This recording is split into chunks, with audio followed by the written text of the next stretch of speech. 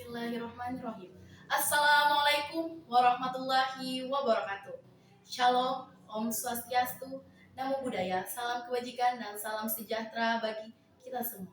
Dewan juri yang terhormat, serta teman-teman dan rekan-rekan yang saya cintai dan saya banggakan. Perkenalkan, nama saya Sisilia Manan, asal sekolah SMA Negeri 1 Bungku, Kabupaten Morowali.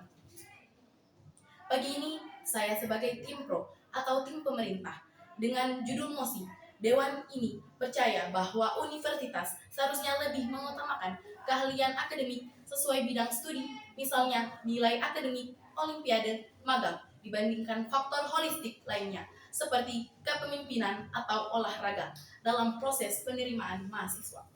Saya dari tim pemerintah sangat setuju dan mendukung mosi ini. Apa yang saya maksud dengan lebih mengutamakan? Saya tidak mengatakan bahwa faktor holistik harus dihapus sepenuhnya.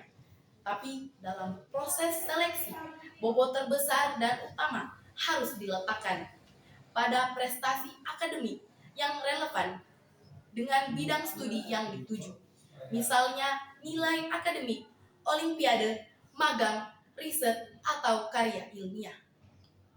Sementara itu, faktor holistik mencakup kepemimpinan OSIS, prestasi olahraga, kegiatan sosial, dan sebagainya, yang tidak secara langsung mencerminkan kesiapan akademik calon mahasiswa dalam bidang tertentu.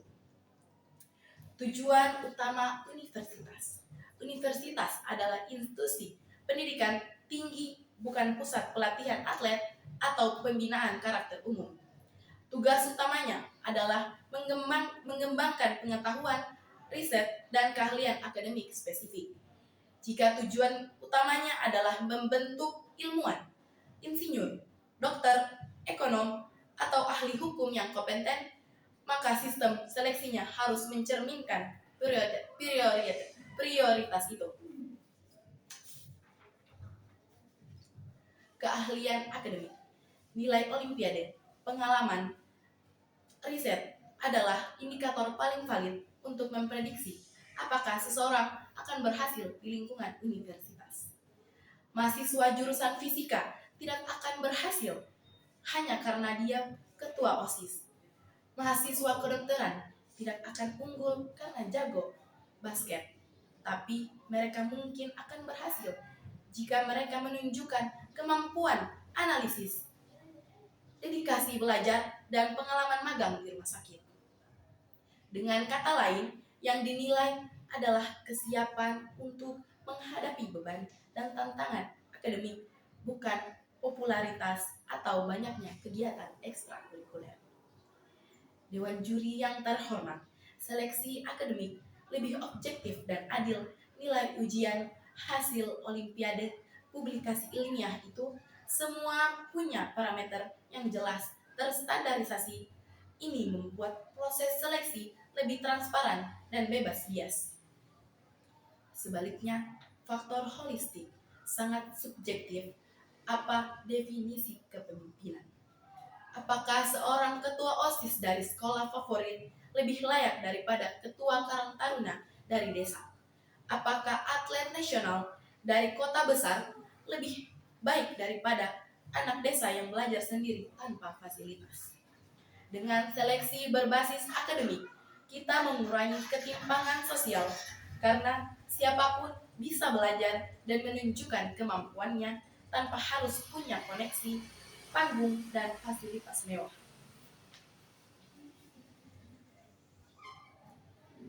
Dewan juri yang terhormat, universitas yang terlalu fokus pada faktor holistik sering terjebak pada branding. Mereka ingin terlihat menerima mahasiswa serba bisa, padahal justru menyisihkan anak-anak yang berbakat di bidangnya, tapi tidak punya CV yang instagramable.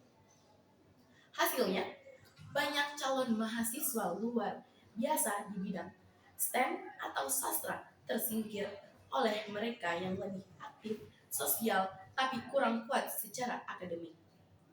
Kita menciptakan sistem yang mengorbankan substansi demi penampilan. Ini bertentangan dengan esensi pendidikan tinggi.